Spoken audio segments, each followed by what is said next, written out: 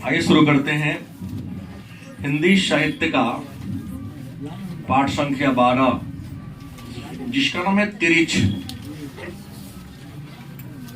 और तिरिछ के लेखक कौन है? उदय प्रकाश। और ये जो तिरिछ है एक प्रकार की त्रासदी है।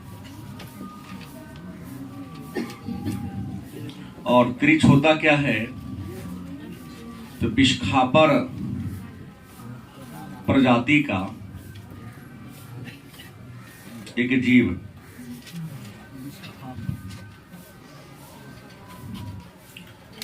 और ये मुख्य रूप से लिजार्ड, जिसको हम और आप क्या कहते हैं, छिपकली। ऐसे हम लोग के गांव में मान्यता है कि छिपकली छिपकली की कई प्रजातियां हैं, एक खास उसकी प्रजाति है, अगर आपके ऊपर थूक फेंक दे तो इंसान की मृत्यु हो जाती है। नहीं, उसमें गिरगिट होता है जो कई प्रकार के रंग बदलने के लिए भी विख्यात है। अपने आहार को ग्रहण करने के लिए जिस वस्तु पर बैठा होता है उस वस्तु के रंग के अनुसार अपने बॉडी के रंग को क्या कर लेता है, बदल लेता है। और जैसे वहां कोई उसका खाने लायक जीव जंतु होता है, कीड़ा मकोड़ा होता है, उसे क्या कर लेता है, खा लेता है। तिरिछ एक आधुनिक त्रासदी की घटना है। कह सकते हैं कि मन में एक प्रकार का अंधविश्वास भी है, लेकिन उसी अंधविश्वास को आधार मानकर कवि उदय प्रकाश ने इस रचना को लिखा है। तो आइए सबसे पहले देख लेते उदय प्रकाश थे कौन, हिंदी साहित्य के क्षेत्र में उनका योगदान क्या है। तो सबसे पहले आइए उदय प्रकाश के जन्म की बात करें। तो उदय प्रकाश का जन्म 1 जनवरी 1952 ईस्वी को मध्य प्रदेश के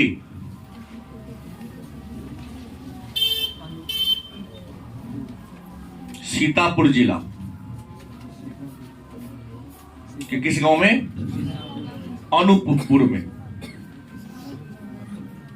अनूपपुर नामक गांव में इनका क्या हुआ था, जन्म हुआ था। पिता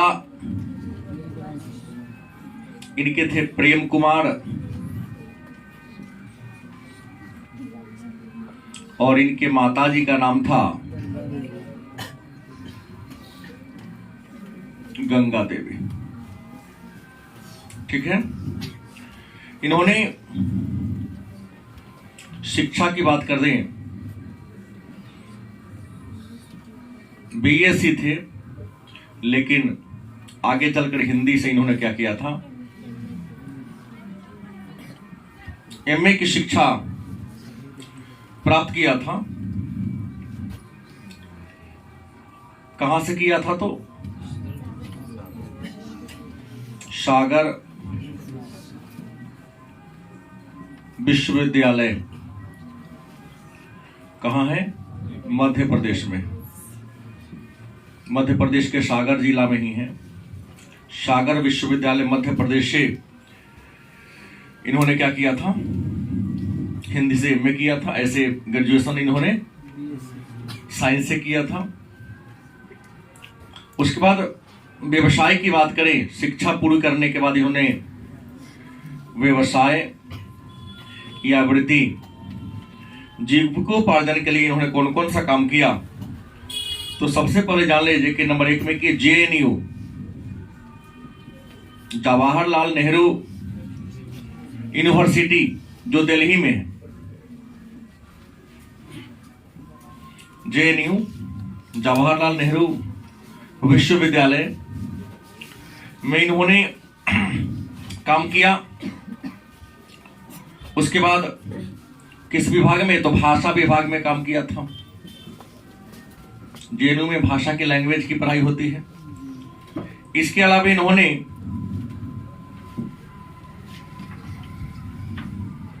एमपी में, मध्य प्रदेश में संस्कृत विभाग में भी क्या किया था, काम किया था। इसके अलावा दीनमान, जो दिल्ली से पत्रिका निकलती थी, पहले बता चुका हूं, दीनमान पत्रिका का संपादन भी किया था कुछ वर्षों तक। इसके अलावा एमी नेंस, जो अंग्रेजी पत्रिका थी,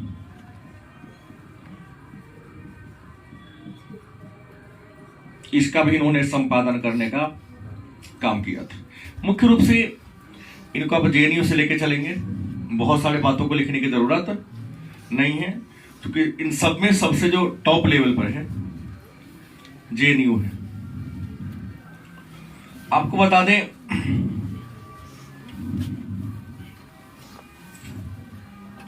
अन्य विशेषता की बात करें, इनके लिए विशेष की बात करें, तो ये फिल्म का स्क्रिप्ट लिखते थे।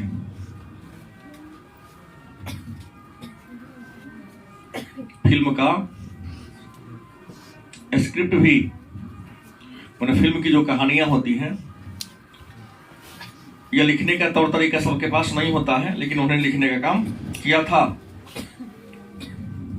पत्रकार के रूप में भी इन्होंने काम किया था, और एक दो फिल्म का भी इन्होंने क्या किया था, निर्माण किया था। फिल्म का स्क्रिप्ट लिखते लिखते इनके मन में आया, चलो एक दो फिल्म भी क्या कर लिया जाए, बना लिया जाए। तो इन्होंने अपने निर्देशन में, अपने देख रेख में एक दो फिल्म का भी क्या किया था, निर्माण करने का काम किया था।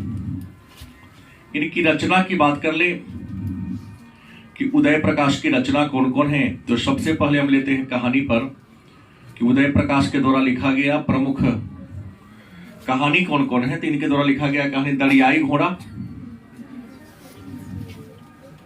दरियाई घोड़ा।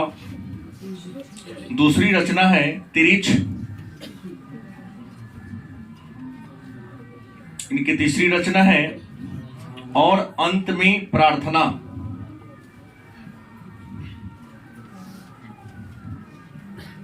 और अंत में प्रार्थना। इसके अलावा पाल गुमरा का स्कूटर, गुमरा का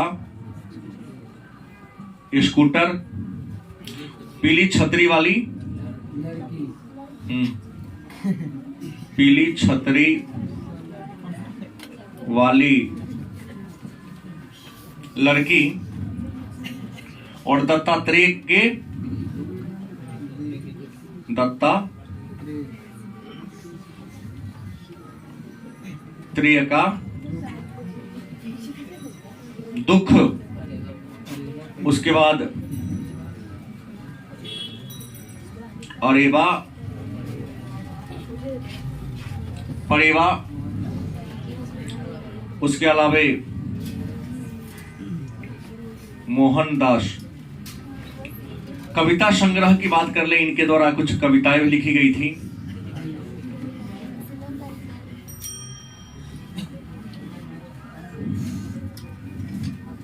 उदय प्रकाश के द्वारा लिखा गया प्रमुख कविता संग्रह है नंबर 1 में सोनो कारीगर।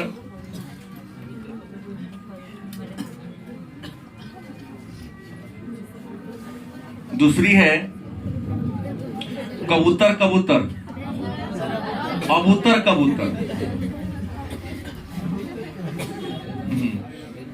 अबूतर हो गया। रात में हारमोनियम,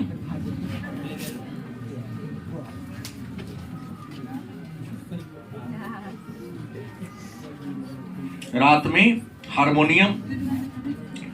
उसके बाद आलोचनात्मक निबंध भी इन्होंने लिखा था,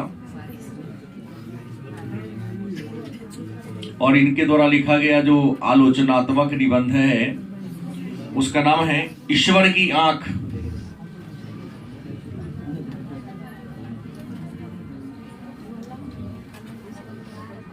ईश्वर की आंख। तो तिरीच क्या है? साहित्य की कौन सी विधा है?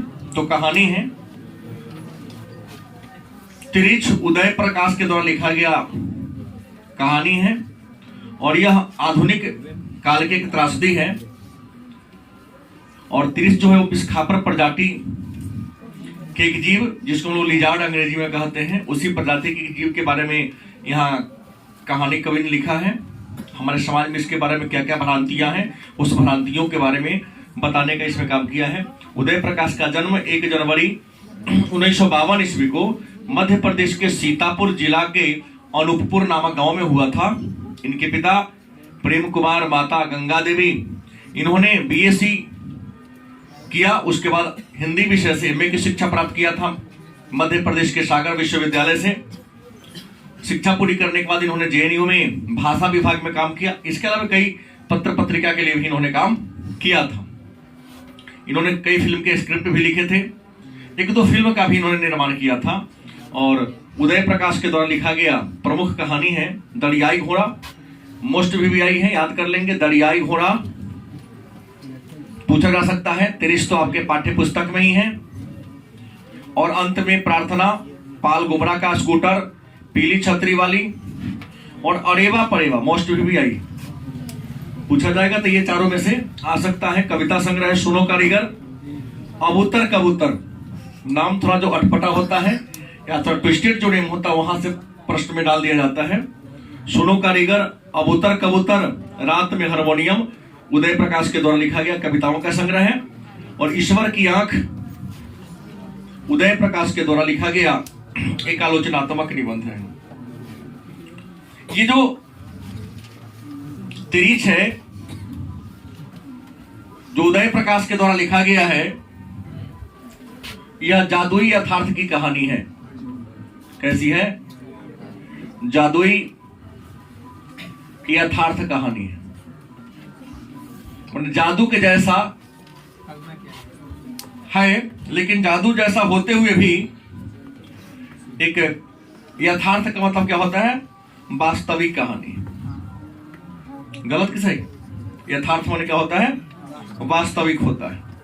आइए शुरू करते हैं। ये तो खरा कहानी बहुत लंबा है, लेकिन संक्षेप में इसको जो मुख्य बातें हैं उस पर हम प्रकाश डालते हैं कि तिरीच के माध्यम से कवि उदय प्रकाश, कहानीकार उदय प्रकाश हम सबको क्या शिक्षा देना चाहते हैं।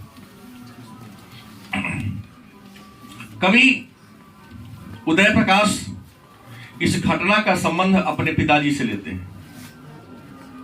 क्या कहते हैं? इस घटना का संबंध कवि के किससे है?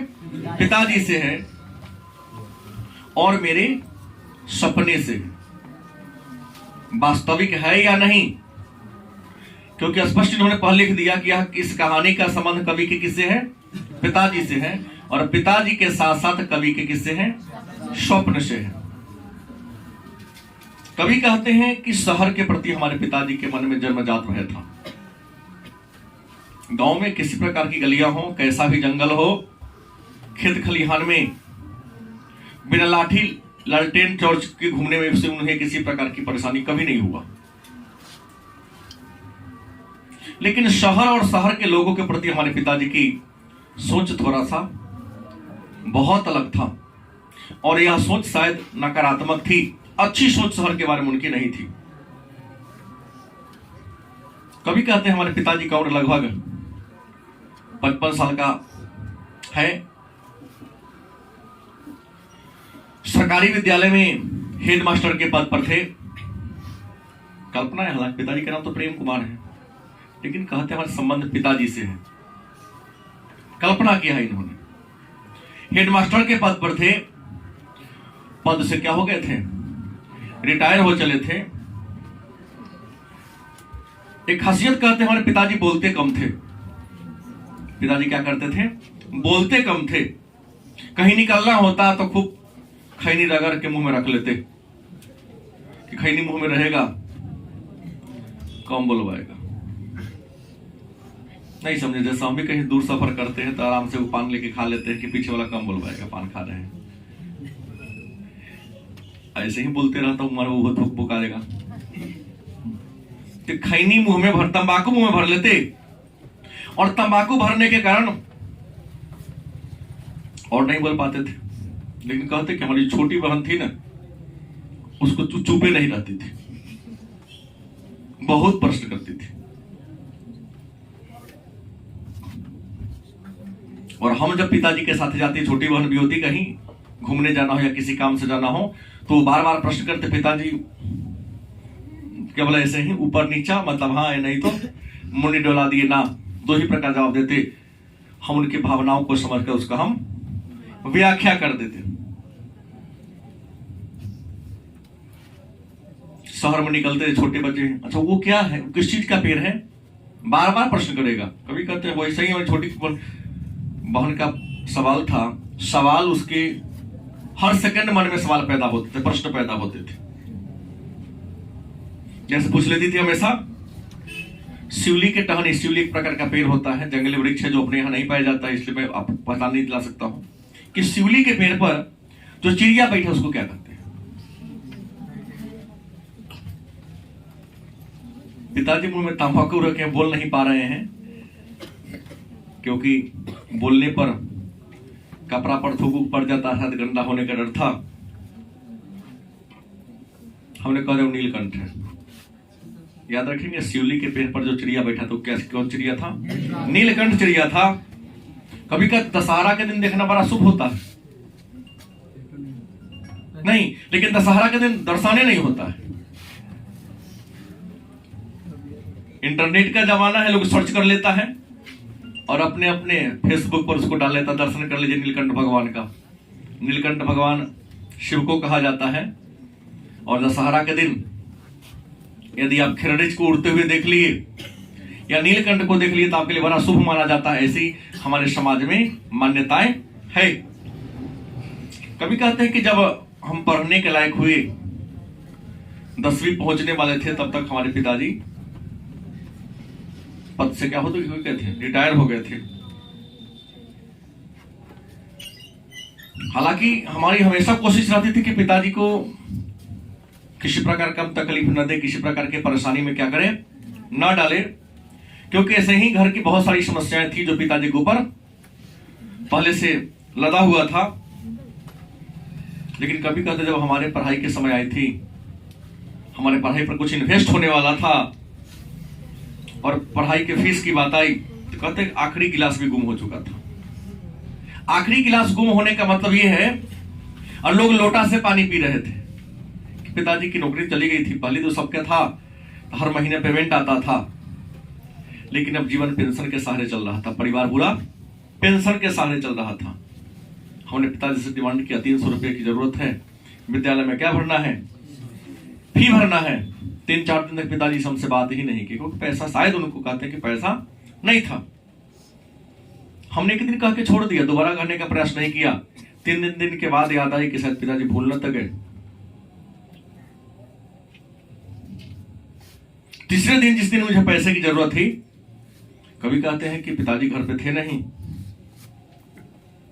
लेकिन घर से निकलते समय हमको एक चिट्ठी दिए और चिट्ठी देकर लिफाफे को रख दिया, कहा कि डॉक्टर पंत के पास जाओ। किसके पास जाओ?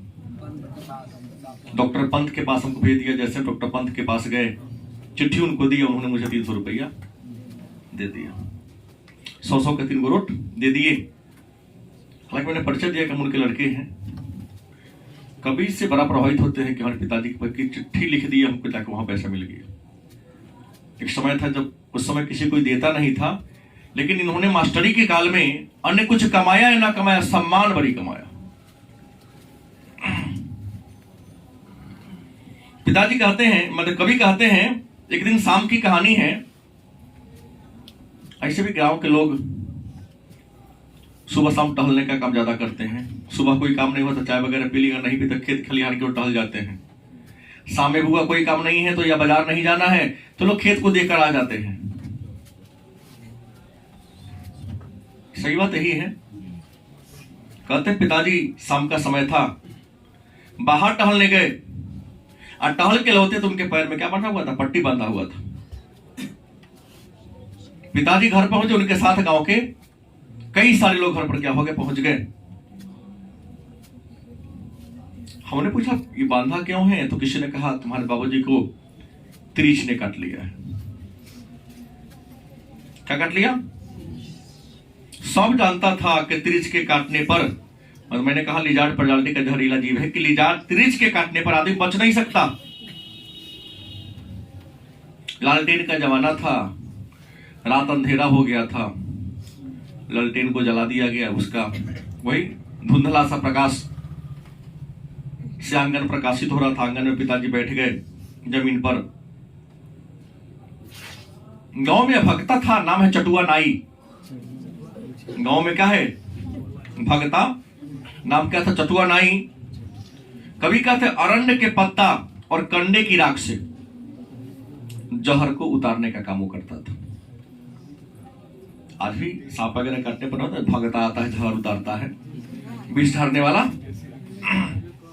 ढोड़िया का तो उतर जाता है।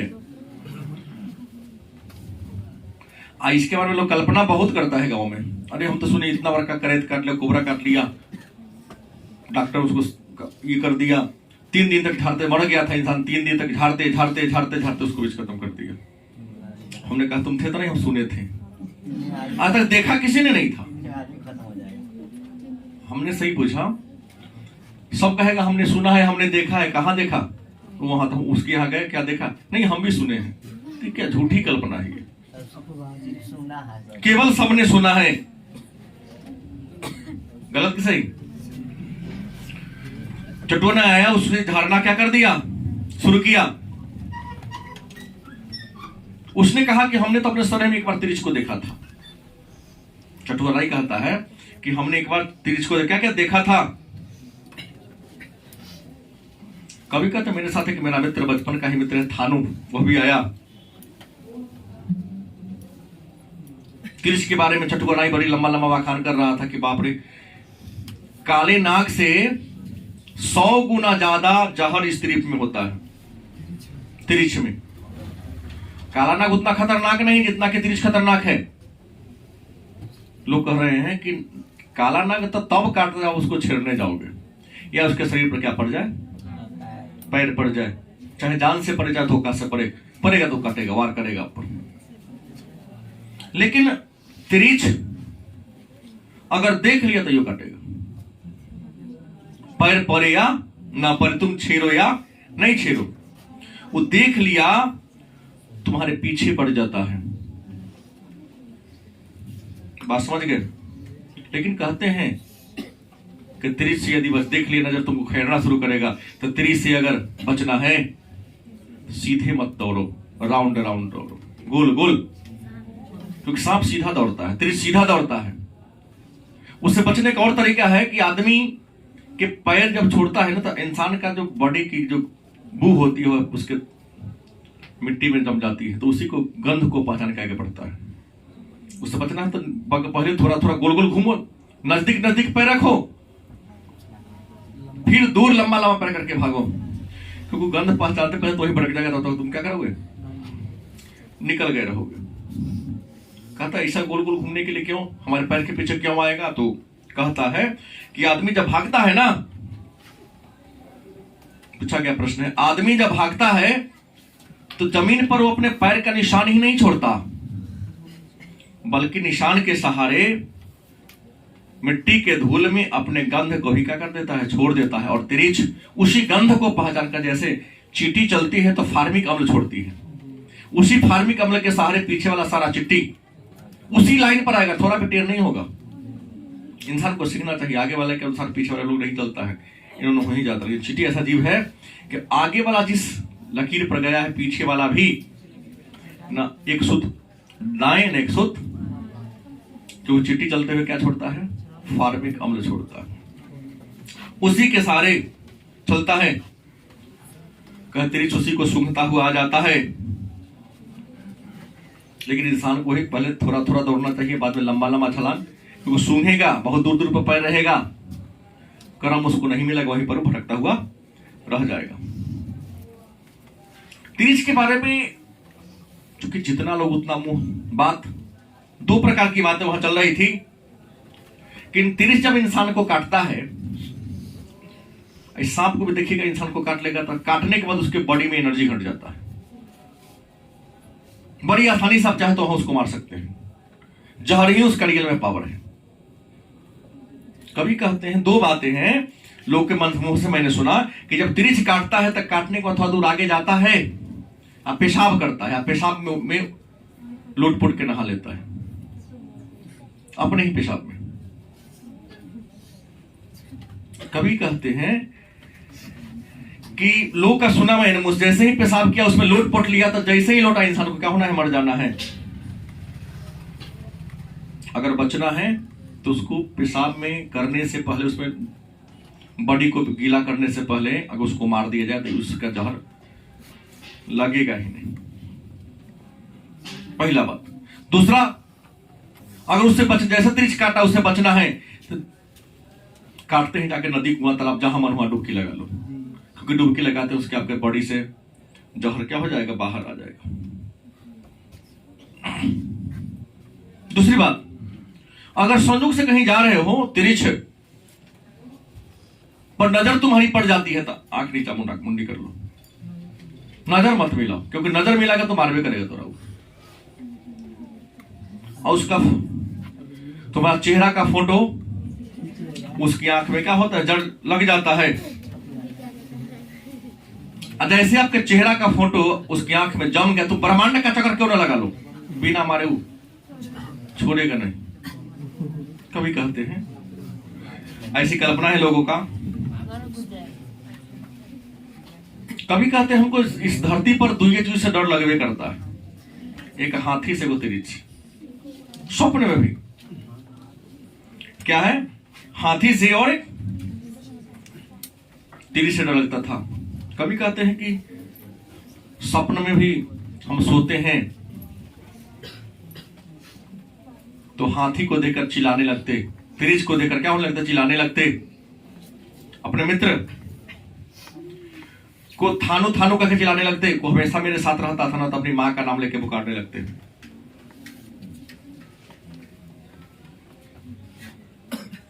यह बात हमारी मां जानती थी, किसको सपना में बोलने की क्या है। मां आती, हमको टोक देती, मैं जगता,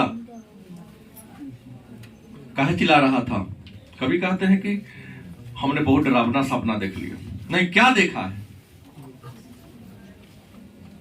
कभी कहते हैं हमको अनुभव नहीं होता कि मैं क्या देखा, कहा नहीं पाता था। सीधा मां को करके समझा देते कि नहीं, हमको डरावना सपना आई, इसलिए मैं डर गया था स्वप्न में। और कभी स्वप्न में उसी तिरिच को देखते थे। एक ऐसे पेड़ था, एक नाला था, नाला पर पत्थर है, उसी पत्थर के नीचे तिरिच रहता है। आई जो चटुआ ना ये कह रहा है कि वो पेड़ है, पेड़ के बगल में क्या है, तिरिच रहता है। हमने कई बार देखा चट्टान के नीचे छुप के रहता है वो तिरिच। कभी की बातें समझ में आ रही कि सपना में तो वही चीज देखते जो कह रहा है कि शायद घटना हमारे सपने से तो नहीं है, कि वास्तव में तो नहीं वहां है। कभी कहते हैं कि पिताजी को उसने झाड़ के तो चला गया, कहा कुछ नहीं होगा, थोड़ा क्रॉस करके काट कूट कर खून को वहां से क्या कर दिया गया, बहा देगा, उस समय कुछ नहीं हुई। लेकिन उसने कहा कि आपको 2 दिन कहीं यात्रा नहीं करनी चाहिए, विश्राम करनी चाहिए। लेकिन कल होकर पिताजी को अदालत में जाना था, और अदालत शहर में था। उनके नाम से सम्मन आया था कोर्ट का, 2 बार पहले भी आ चुका, 3री बार आया था। अपनी बात नहीं पहुंचने का मतलब है कुर्की जब्ती हो जाना, इनको जेल भी हो सकता था। झाड़ फूंक करके क्या हो गया, चले गए। खून को बहाने के बाद वहां पर पोटेशियम परमैंगनेट डाल दिया ताकि जहर का प्रभाव क्या हो जाए, कम हो जाए। सुबह पिताजी नाश्ता वगैरह जो भी मिल करता था कर लिए, निकल दिए। गांव से 2 कोस की दूरी पर मेन सड़क था, वहीं कुछ मिल जाए तो पकड़ कर आप चल जाएंगे। लेकिन पिताजी को शहर जाने से बड़ी डर लगता था और मजबूरी थी, हमको लेके जा सकते नहीं थे क्योंकि हमारा भी उसी दिन लास्ट डेट था।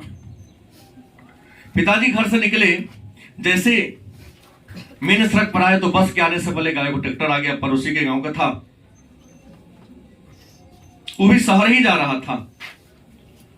ट्रैक्टर वाला पिताजी को क्या करता था, चिंता था, क्योंकि हेड मास्टर रह चुके हैं। ट्रैक्टर वाला ने इनको ट्रैक्टर पर क्या कर लिया, बैठा लिया। बात करते करते लोग जहां रहता है बातचीत तो कुछ होती ही रहती है। बातचीत के क्रम में पिताजी वही तिरिच वाली बात चल पड़ी। क्या संजोग था, उस ट्रैक्टर पर कई लोग सवार थे, उसमें एक वैद्य साहब भी थे, पंडित राम अवतार शर्मा, बहुत बड़े ज्योतिष भी थे। नहीं, नीम हकीम खतरे जान, कई बार सब लोगों से दवा पूछकर भी खानी नहीं चाहिए। और यही राम अवतार शर्मा की बातें तिरिच के काटने से तो नहीं, लेकिन उनके उपचार के कारण इनके जीवन का अंत भी कर देता है।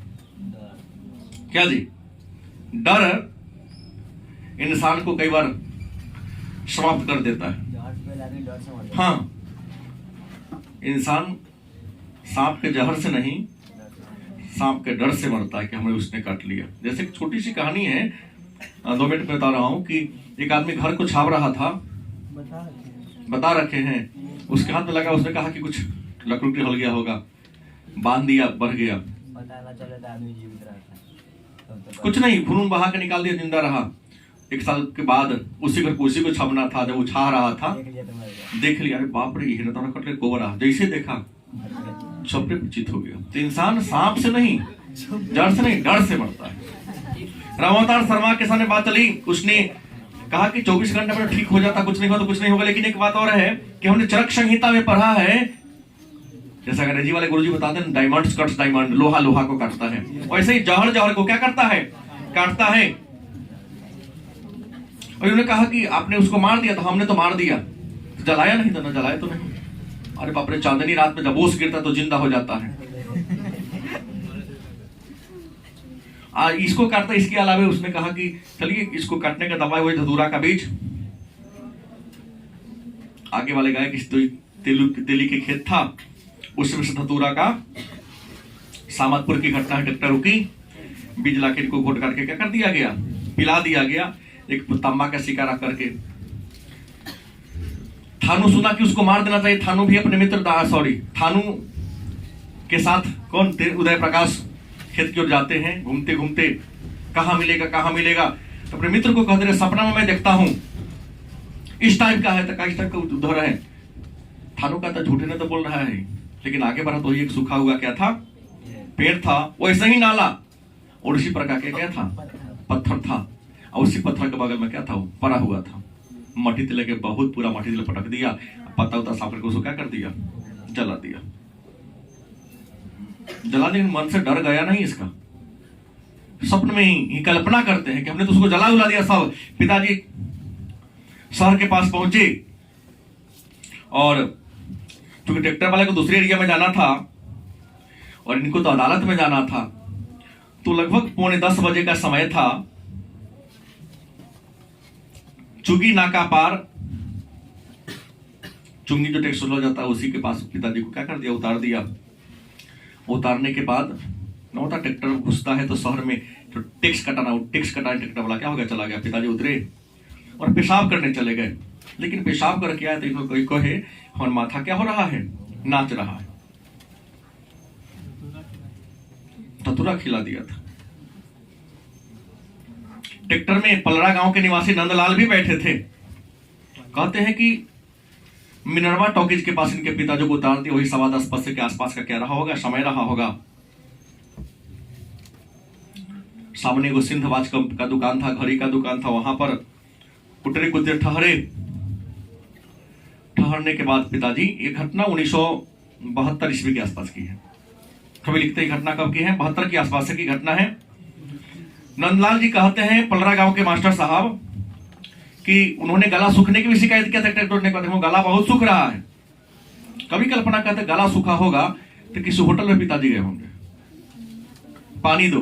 लेकिन फिर कहते हैं पिताजी थे स्वाभिमानी, पानी नहीं मांगे होंगे, क्योंकि वह बहुत पहले भी गए थे शहर में, किसी से पानी मांगे तो गाली दे दिया था, गए होंगे, रुके होंगे, कहीं फिर गाली दे देगा, दिमाग गए होंगे, निकले ढाबे से निकले होंगे। ये कहते हैं कि इनको जाना था बैंक में, लेकिन बैंक याद था, लेकिन किस बैंक में जाना था इनको याद नहीं, कोर्ट में जाना था। उससे पहले बैंक के बगल में कोर्ट था, तो सीधे पहुंच गए, स्टेट बैंक में पहुंच गए थे। पागलपन की इनको चढ़ना शुरू हो गया था। 11 साढ़े 11 के समय तक कैशियर 18,000 के रुपए आसपास निकाल के थोड़ा उसको मिलान कर रहा था, वही जगह पहुंच गए।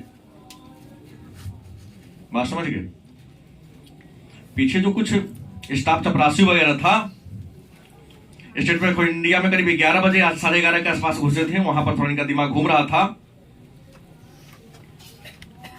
इनको काउंटर पर लाकर सीधे कैशियर जहां कैश मिला रहा था वहां पर क्या हो गए, पहुंच गए। अपना कैश चेक कर रहा था। 28,000 रुपया की गड्डी उनके चौक टेबल पर क्या थी, 72 में रखी हुई थी। देखते ही मैनेजर था अग्निहोत्री डर गया, तुरंत चलाया, चपरासी को घंटी बजाया।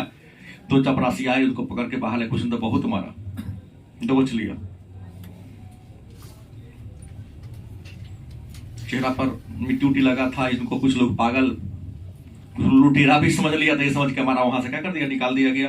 हालांकि बाद में जब पता चली तो और ब्रांच मैनेजर से प्रोफेसर मेहता साहब प्रस्ताव किए कि हम थोड़ा भी उनके चेहरा को पहचान जाते तो ऐसा होने नहीं देते।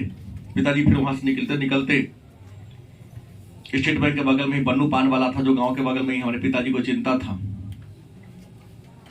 बन्नू ने कहा कि हम उनको देखे थे कि कुछ कागजात हाथ में लिए हुए थे, आगे की ओर बढ़ रहे थे, लेकिन ठीक से वो बोल पा नहीं रहे थे। पागल जैसा बिहेवियर कर रहे थे। रामावतार शर्मा का तो शायद उनके दिमाग में नशा तिरिश का ही ना कहीं धतूर का तिरिश का नशा चढ़ गया था। बचना उनके बस की बात नहीं थी।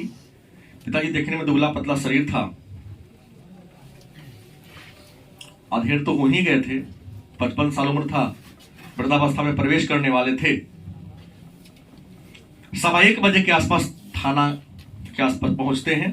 सर्किट हाउस के पास थाना तो होता है, वहां पहुंचते हैं 1:15 पर। लंच का टाइम था। एक दरोगा जी थे, 13 साल के बियाह हो गया था। घर वाली परोठा, करेला के तरकारी। थाना में गदाधर शर्मा नामा के कांस्टेबल भी मौजूद था।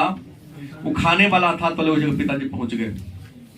उल्टी उल्टी कई बार हो गया था, देह से इनको बदबू आ रही थी। एक तो करेला से नफरत, मन में कहता क्या हो, कैसन ब्याह कर लिए, 13 साल ब्याह हो गया। पति क्या पसंद ना पसंद आज तक पत्नी को नहीं पता है कैसे हमारी पत्नी हुई। इसी क्रोध में थे ही तो ले पहुंच गए। बदबू इनकी बड़ी शाह रहा था, उल्टी उल्टी हो गया था, कपड़ा पर मिट्टी उट्टी लगा हुआ था। गदाधर शर्मा को बुलाया, लेके वहां से भगाया।